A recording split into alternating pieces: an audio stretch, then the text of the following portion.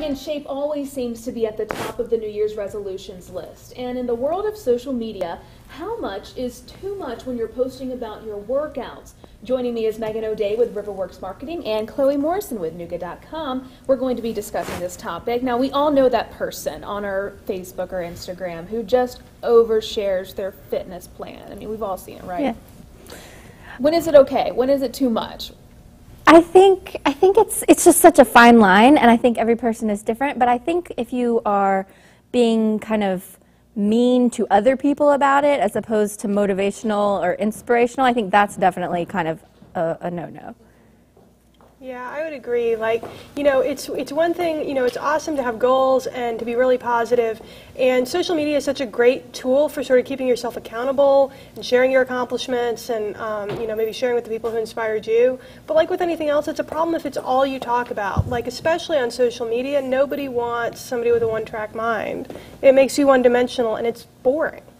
I agree. It seems a little more annoying when it's the only thing anyone posts is like over and over and over. Exactly. And let's take some examples from the iPad. This is a girl that I'm friends with on Instagram. She's a good friend of mine, and she kind of went through the journey of becoming a fitness competitor.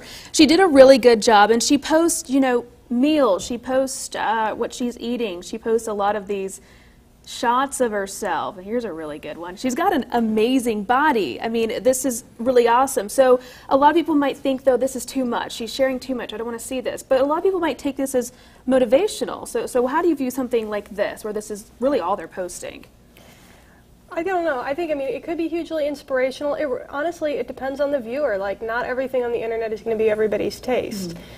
And I also think the vibe of how the person comes off, if it comes off as conceited or cocky or anything like that, exactly. I think that's off-putting. But if you can do it genuinely and nicely, I think that's different. She's very nice about it, I would say. There are some people that can be a little insulting. I think a lot of us have seen the picture that went viral. This was a mother that had 3 kids, and she posted a picture of her amazing body. Here she is with her 3 kids, and she posts, "What's your excuse?" And a lot of people took that the wrong way. This, I think, is an example of just kind of showing off and being a little bit mean-hearted about it. I agree. That's kind of off-putting to me, but, you know, it could inspire some people. I don't know. It's really easy to be holier than thou on the internet, and I think that, like, the really important thing is that it's not just about fitness. This is just one example of sort of with any really personal issue on the internet. It's just a good opportunity to think about your tone and how you're coming across. And are you coming across as holier than thou? Are you coming across like you think you're a better person because you did some sit-ups today? Because it's not a moral issue necessarily. It's an awesome thing to do to be healthy. There's also perfectly good reasons that people didn't do sit-ups today. Yeah, and I don't want a Facebook update every time you walk into the gym. You know, Right. like today's gym day. Today I'm working on my quads. Like I don't need to know those details. Like spare me. But you have a really cool thing that you're a part of on Facebook, and I think this is a very good example of how to do it. We some girlfriends of mine and I created a private Facebook account, so you're not updating for everyone who might want to see it or might not. Mm-hmm. It's more we all agreed to join it.